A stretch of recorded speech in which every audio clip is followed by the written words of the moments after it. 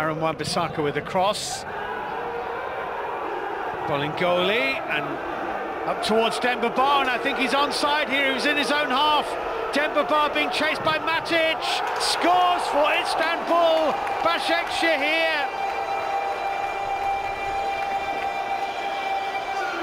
Manchester United had pushed everybody forward, and when it was cleared away, they couldn't catch Demba Ba.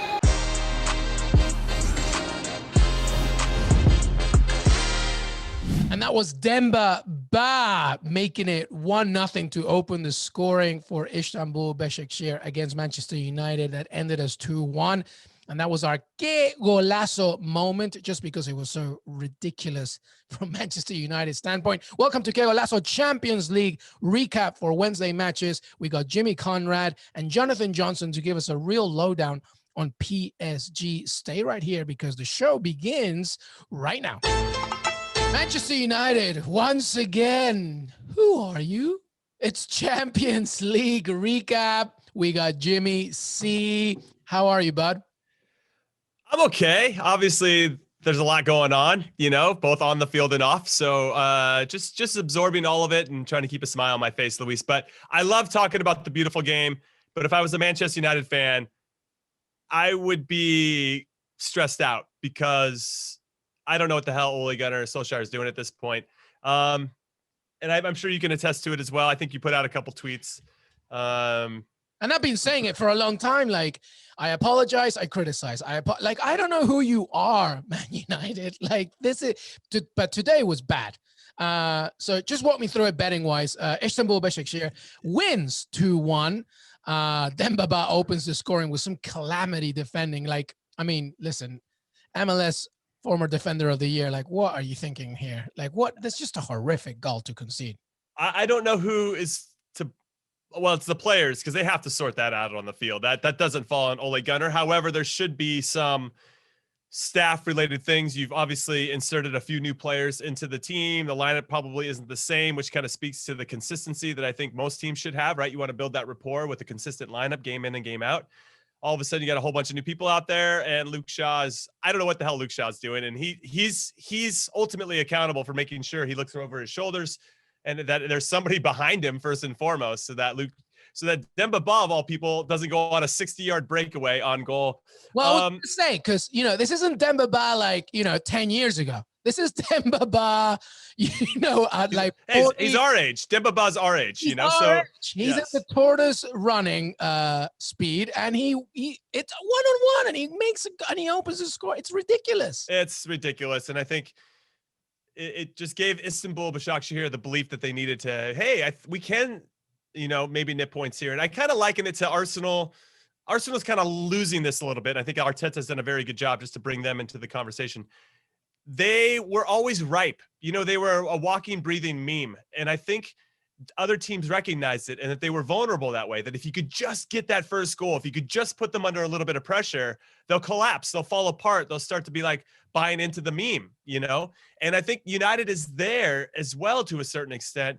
If you can just score that first goal, it really puts them under a lot of pressure to figure out how to fight their way out of it. And I just didn't like the balance of the lineup today. He put a lot of attacking midfielders in the same area of the field. Matic was the guy holding, sitting in the spot in front of the back four. I did like Martial in. I did have him to score and Manchester United to win. I apologize to everybody. Martial did score. Manchester United should have won, right? Başakşehir have never won a Champions League game in their history. Everything was pointing towards that, and them obviously playing very well in Europe, beating RB Leipzig 5-0, and also beating PSG. So everything was pointed that way, so I apologize for not recognizing that Demba Ba was going to get a 60-yard breakaway from midfield. But anyway, so I missed that one, but I didn't miss it completely because I knew that Martial was going to be up for this one. He did score a good goal. It just wasn't enough, and I think they lacked ideas too, and then he made all those desperate subs, to try to save the game, and fair play to Başakşehir for grinding it out and really putting the sword into Manchester United. But yeah, it speaks to Ole Gunnar's lack of tactics, lack of culture. I think he's a good man manager. I think we've talked about that before. I think he's kind of a player whisperer, especially for the strikers. Martial is, peak of his career, playing as well as he ever has. Rashford the same. There's something else that's missing though, and I don't know what it is other than they haven't had it for quite some time. Listen, You said everything. The only thing that I'm just going to add is that people have really short memories and they forget when back in 2014, Ole Gunnar Solskjaer was managing Cardiff City, and these are the same issues. Like, it was fine, but there was no creativity. The same thing happened today. United with like nearly 70% possession, but similar stats in terms of goal shots on goal with Istanbul. Like, that's just ridiculous. And fair play to Istanbul Besiktas for winning that game and being resilient and taking care of it. But now I think Solskjaer's job is, you know, we've talked about the fact that he's a club legend, so it might give him a little bit of an extra padding, but I don't know. What do you think? I mean, they have Southampton. No, I'm sorry. They're playing Everton away, and, you know, I don't know. He loses. That could be the game that could break his back. I will say that Mauricio Pochettino's been hanging out, growing his hair like he's some hippie musician these days. You know, he could be a great. I think there's been enough time. It would be kind of funny, though, to see Jose Mourinho at Spurs and Pochettino at United. But whatever, you know, as you said, short-term memories, people are just ready to get on with it. I think what Pochettino would bring that Ole Gunnar does not is a little bit of structure in terms of how they play, and that they can always fall back on that structure. Yeah. When United goes down, it seems like everybody starts to play in a little bit more individually. Yeah. As opposed to, hey, we have this plan that if things don't go right, we can still lean on this plan. This plan will still give us opportunities. And I'll transition here by talking about Sevilla. Sevilla went down today, by the way, 2-0. They got it back to 2-1. They got a red card. Jesus Navas got his first red card in 766 appearances, which is next level. He looked like he wanted to cry out there. Got his first red card. At the end of the first half. So at the end of the first half. So they're down 2-1. Krasnodar's rolling, dude. I was like, wow, look at Krasnodar go. And they end up, Sevilla comes back and wins 3-2. Have 75% possession. I mean, that's 90s Man United. But I'll say that exactly. And I'll bring that up because they have a structure that they fall back on when things don't go well. Yeah. They still try to execute the game in their game plan, despite the fact that they maybe have a red card or whatever. The ball goes wide, create those numerical advantages, be strong on set pieces, create those things, believe that these are going to come because we're so good at executing these. Manchester United doesn't have that. And you referenced 90s, they did have that under Sir Alex. There was a plan in terms of how we move in a lot of situations so that the players knew how to move. It's so frustrating to watch managers. And this isn't just isolated to Ole Gunnar. I see it with Andres Villas-Boas with Marseille and amongst others. It's just like, what do you spend your time doing, dude? Like, I think you're over coaching in some ways, like as opposed to just giving the guys some firm parameters and then letting them play with them. They can be themselves, but give them the parameters that they always have to fall back on, whether things are going good or bad. Yeah, man, preach. Listen, I don't want to keep on going about United, but the reason why I've been going about Pochettino to United for so long is because Pochettino is a disciple of the Bielsa school of identity. You live or die with what you have. You live or die by it. Whether you're awful on the day or great, you live or die by the consistency of who you are. And that's exactly what Manchester United needs. You brought in Sevilla. That's great. Amazing. What a great comeback for them. 3-2, they win on the night. We're going to have Jonathan Johnson later on to talk about PSG Leipzig, but I want your quick take on it. Leipzig beats PSG without Mbappe, without Neymar. 2 red cards for PSG at the end of the night. Angel Di Maria looked good at the beginning, but then missed that pen. I mean, a lot going on in this one. I think that RB Leipzig was fragile coming into this one. PSG scores early. They get that penalty save. I think that changes everything. It gives them that, oh, finally, something went our way. Finally, we get that break to go our way. And then they score a very good goal, by the way. Nkunku scored a very good goal. Good setup, good team play, good passing, sharp, crisp, good goal right before halftime. So you get that penalty save, which would have made it 2-0. Instead, it's still 1-0. Then you get that game-tying goal right before halftime, and you have the momentum going into that. I see a lot of stuff online, and I'm sure JJ can talk about, you know, everybody wanting Thomas Tuchel's head at this point, who's going to take over. Come on. I mean, he's without 2 of the world's best players. You know, he's missing a couple pieces elsewhere due to injury. I think it's a little unfair to be this harsh on Tuchel. They're still good though, Jimmy. They're still very good. Moise Kean, Angel Di Maria, like it's still a squad, you know. Well, so that's fair. If Di Maria had scored that one, the penalty, it'd be 2-0, and RB Leipzig is now doubled down on feeling bad for themselves because they've just been looking for that break to go their way, and they got it with that penalty save, and they parlayed that into confidence. Like, you saw their confidence snowball in a positive way. Like, it went from a little pebble That chance. All right, we're no Neymar, no Mbappe. Then they give up that goal. Oh man, heads down. Then they give up a penalty. Oh my God, this is like the worst season ever. We're never gonna get out of our Champions League group. They get the save. Oh, okay. They get the goal. All right, and then all of a sudden, their confidence their second half was excellent. They were like stomping on PSG at that point. Got a ton of opportunities, and they deserved the win ultimately. But that first 10 or 15 minutes could have changed everything. Yeah, listen, we've been talking a lot about Mbappe and Neymar. I actually think the biggest issue has been Verratti's absence. I agree. I think that when you play somebody like Leipzig, who likes to control possession, you need that guy in the middle. Marquinhos is great. He's a center back. I like him better than center back. Exactly. Yeah. You need an architect. You need an architect, and Verratti sorely missed. Anyway, JJ will have his thoughts as well about this, specifically from Paris. Leipzig wins it, and it's tight. It's tight, and PSG really needs to take care of business. Let me just quickly look at that table before we continue. But if you look at that group, dude, that group's wide open. It's Group H. United's on top still with 6, +5 goal difference. That's Leipzig right. is now on 6 points, -2 goal difference. PSG is in third on 3, and then Başakşehir somehow has 3. I will say this is my favorite kind of match day sequence because you play the same opponent twice in a row. Yeah. So going back to Paris, I think that will determine who ends up getting second in the group, frankly. It's going to be very interesting. All right, so a few more scores here, and then Jimmy, you just tell me one more game to talk about. But here's a few more scores. Lazio comes back from 1-0 down to tied 1-1. Barcelona 2-1 against Dynamo Kiev. Mark ter Stegen, unbelievable in that game because Barcelona looked fragile at the back.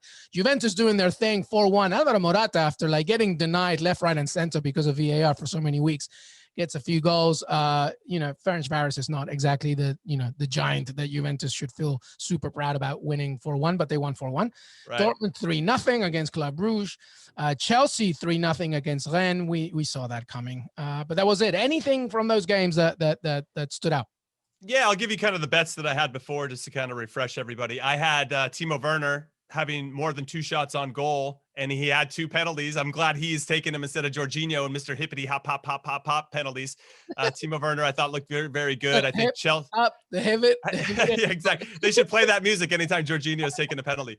But I hit that bet, so I'm excited about that one. I was absolutely devastated that Cristiano Ronaldo didn't score the first or last goal against Juve. They took advantage of some bad mistakes. If you guys get to see the 4th goal, Paulo Dybala ends up scoring it, but he could have slid it over to Cristiano Ronaldo for the tap in, and he refused to do it. And he apologized to Cristiano afterwards because he knew that's what he should have done, that greedy bastard. And if he had done that, that would have been the last goal, and I would have hit my bet. So I have I'm going to write a strongly worded letter to Juventus to make sure he gets to Mr. Paulo Dybala. Unacceptable. He deserves that one because unacceptable. That's fair. He already had one. He had already got a cheap goal before because he doesn't care. No, I know he doesn't care, but it made no sense for him not to slide it across. Yeah. I see you, Paulo Dybala. I see you, and Cristiano Ronaldo sees you as well. So I missed that one, unfortunately. And then I missed Lazio winning and the over. If they had just scored one more, and I think they would have if Ciro the Hero Immobile would have played. He was a last-minute scratch. He didn't end up traveling with the team. They kept that under wraps. I would not have suggested that for everybody if I knew that Ciro the Hero Immobile was not playing. But so I missed that one. It was close, though. They still have a pretty good team. Barcelona, I'll say this. Just one more thing. Barcelona had a good performance. I like Serginho Dest. He's starting to evolve into my Dani Alves 2.0. I know that's a heady claim. I get it, but I think he's finding himself in those spots. He's a little bit higher up the field. He's attacking with really good purpose, and he's looking for the right guys in the box. Unfortunate not to get an assist today. But when I'm online, I see a lot of doomsday sayers about Barcelona sucks and this and that. And listen, if those guys just finished their chances, that would have been 5-0. I know that ter Stegen made some world-class saves and that they needed that, right? They needed somebody who's so steady in the back because they do give up a lot of chances. But if they just finished theirs, we wouldn't even be having this conversation. It's not on him. Come on, he just came to the. It's not on ter Stegen at all. It's not on ter Stegen at all. But it's just like on. I'm not saying it's not on Dest or any. It's like no. It's like Griezmann though. I mean, Griezmann's with some sitter. Yeah. So listen, here's the thing about Barcelona. They're doing their thing, but again, they'll get out of the group. They'll get out of the group. But again, it's about what happens afterwards. It's when you really get tested. That's what we want to see, because yes, they beat Juventus, but that was without Cristiano Ronaldo, right? And you can also already see the cracks in La Liga. Having said that, they got that win. Listen, let me ask you before you leave very quickly, okay? Because we're halfway, right? We're halfway in the group stages. I'll give you a little quick fire testing on your rankings, right? I'll ask you. Okay, from 3, 2, 1, right? Third, second, first. Your top 3 teams right now as you see it. You don't even need an explanation. Just give me the team. Okay. Oh, wow. Okay, so I'm actually trying to think of number 3. I'll go Liverpool number 3. 3. I think despite no Virgil van Dijk, they've looked very good and have gotten good results. Manchester City for me is number 2. Yeah. They have looked excellent, and I don't think they're going to slow down anytime soon. And then, of course, I cannot not put Bayern Munich at number 1. Those guys can hit a switch anytime. They can beat anybody at any moment, and they're still my favorites until proven otherwise. Yeah, you know what? I'm going exactly the same way, only I'm switching Liverpool and Man City. That's fair. I respect it. That's it. But apart from that, that's exactly, I mean, Bayern stays number 1 easily, and I have yet to see anybody that's going to dethrone them. But we're halfway in the Champions League with the group stages. Jimmy will be back with us for the weekend recap, weekend preview. I always say recap when it's recap. It's fine. We're doing both. Well, we're doing both, so it doesn't matter. Jimmy C, always a pleasure to have you, brother. Thank you so much, and we'll see you next time. All right, sounds good. Guys, thank you so much. Stay right here because JJ comes right after these messages. Hey, everybody, welcome back. Jimmy's gone, but I replace him with somebody just as good. Jonathan Johnson from Paris. How are you, bud? Good, thank you. And yourself? I'm good. I'm good. Always happy to have another Villa fan here, but no Villa talk right now. We will talk PSG, Paris Saint-Germain. Listen, JJ, Jimmy and I talked a little bit about it. We talked about the Man United Istanbul Başakşehir game, maybe more so, but because we wanted to go more in depth with you, with PSG losing 2-1 to Leipzig. Talk to me about the game from your perspective.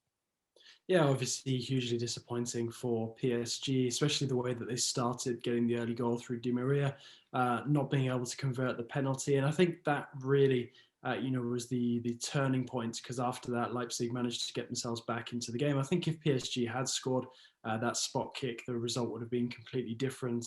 I think it would have been different for Leipzig to have picked themselves up and brushed themselves off from 2-0 down. But fair play to them. They stuck at it, got back in the game through a former PSG player in Nkunku. And then obviously with the penalty in the second half, another big debatable moment. I don't think it was as much of a turning point as the missed one by Di Maria. But in any case, Leipzig score, they go ahead. And then obviously PSG lose 2 players between then and the end of the match to red cards.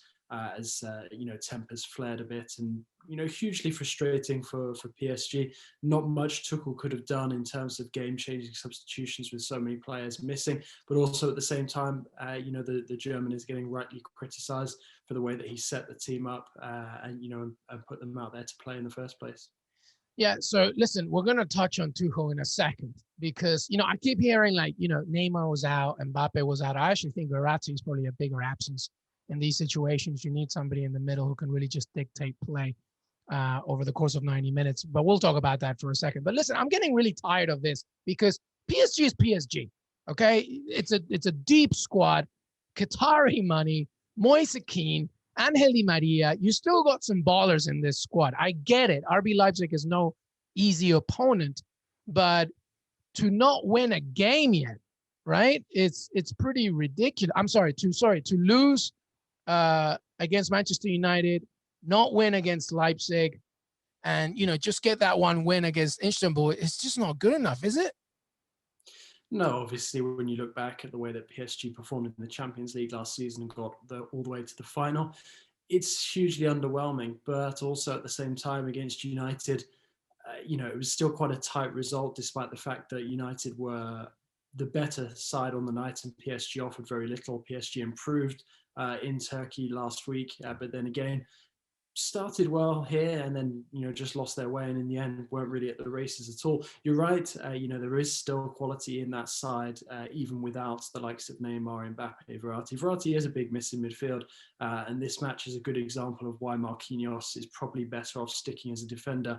Over the long term, yes, he can occasionally step forward into the midfield and do a very good job.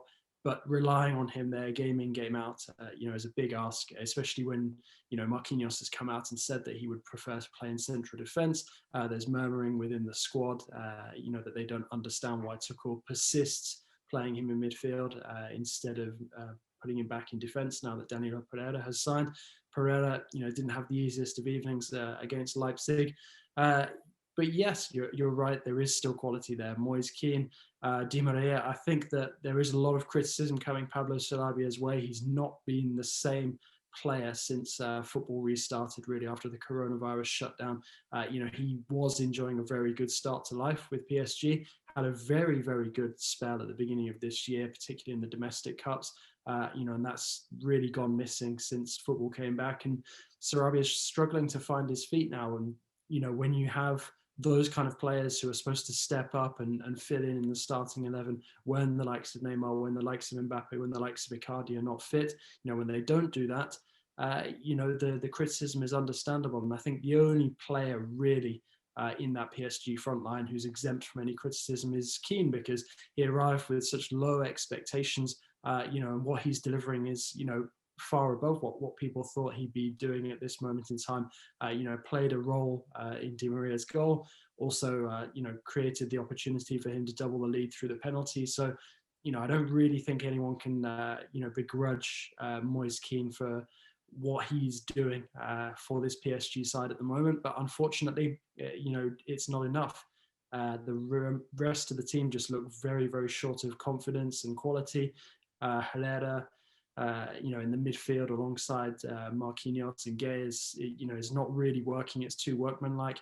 So after the Rennes match, or before the Rennes match, Thomas Tuchel has, some issues to deal with, and we'll see what the future holds for the German after that. Well, it's a good way to segue my next question, because, and listen, I guess I'm being a little harsh, right? 3 points behind Leipzig and Manchester United. It's only halfway. They host Leipzig straight away once the Champions League comes back. So, there is an opportunity to, kind of flip the script. They're still top of League but here's what I worry about. It's not so much what's going on now. Hopefully for their sake, they'll get out of the group. It's more about okay, what are you going to do to win the Champions League and do more so? So my question is, I guess, how secure is Thomas Tuchel's job, do you think? Not very. I mean, look at the results so far this season. PSG now have four defeats since the beginning of the campaign. That's not good enough. It's not good enough for the quality of teams that PSG can put out on the pitch. And it's not just the results that aren't good enough, it's the performances as well. Yes, sometimes they're able to win and not play well, but there's been too much of that already this season, too many sluggish performances. Okay, there was bound to be a hangover from last season's Champions League run, and obviously the fact that the players are being run into the ground is definitely a factor that needs to be taken into consideration. But Tuchel's not helping himself either, coming out, basically putting the onus on the club to make a decision. I mean, his comments on German TV earlier this week, basically saying that he's not going to bother dreaming about a new contract, is pretty much him admitting that he knows that his time with PSG is coming to an end. He's not going to be granted a contract extension.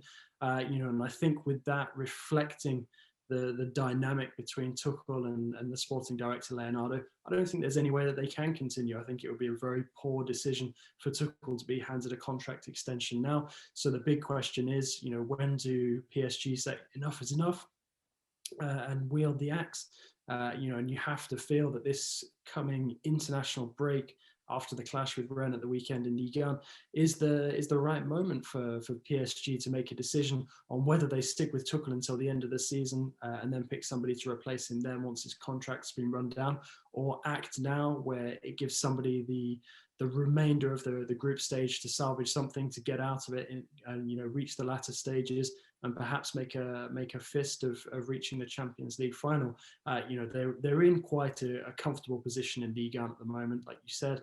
They've managed to get back to the top of the table after a very slow start to the season, helped obviously by the fact that a lot of sides in and around PSG in the table are struggling to balance their continental commitments with their domestic matches at the moment. I mean, look at PSG's fellow Ligue 1 representatives in the Champions League this week. Marseille losing away, Rennes losing away, quite heavy defeats as well. It's not good for French football. And that obviously puts even more pressure on PSG in the Champions League. And when they're not performing, when they're not getting the results, it's understandable that Tuchel and the hierarchy face some serious questions from the domestic press. So for me, I think that this international break has the makings of being an extremely important one for PSG, because I'm not convinced that if PSG stick by Tuchel, that things are going to get better this season. It seems to me like the damage is done, and now it's a question of damage limitation. Top-notch analysis from Jonathan Johnson on PSG, the future of Thomas Tuchel, and so on. Villa plays Arsenal this Sunday. JJ, what do you have here? What do you think? I'm just praying that we don't let them go 4 goals up and then start playing like we did against Southampton. I mean, when Villa come into these kind of matches, I always feel like we're going to deliver more of a performance. It's the games that we come into and people are sort of almost expecting us to win, especially with the way that we started this season. I think they're the more problematic fixtures. So going to Arsenal away, I'm confident that we could put in a good performance. I think the players are overdue one now, particularly looking at the way they finished that game against Southampton. I think if it had gone on for 10 more minutes, we probably would have found at least the equaliser. So if they can start the match in that same vein, then I definitely think that, we could be looking at a point or better away from home. But a lot will also depend on Arsenal, how they fare on Thursday night in the Europa League, and the way that Arteta is able to line up his team. See, this is why I like just me and JJ doing the show, because we can just chat Villa and nobody's going to stop me. So JJ, Jonathan Johnson from Paris, thank you so much for all your info, bud, and have a good night. Likewise, yourself. I want to thank Jimmy Conrad and Jonathan Johnson for joining me today. Make sure that you follow us on Que Golazo Pod on Twitter. Please leave a rating and review on Apple Podcasts. Stream us on Spotify or Stitcher. And make sure that you listen every single weekday, because we have more content and more content and more content, including our Europa League preview, which has an interview with Moussa Sissoko from Tottenham. That's it for us. Thank you so much and have a great day.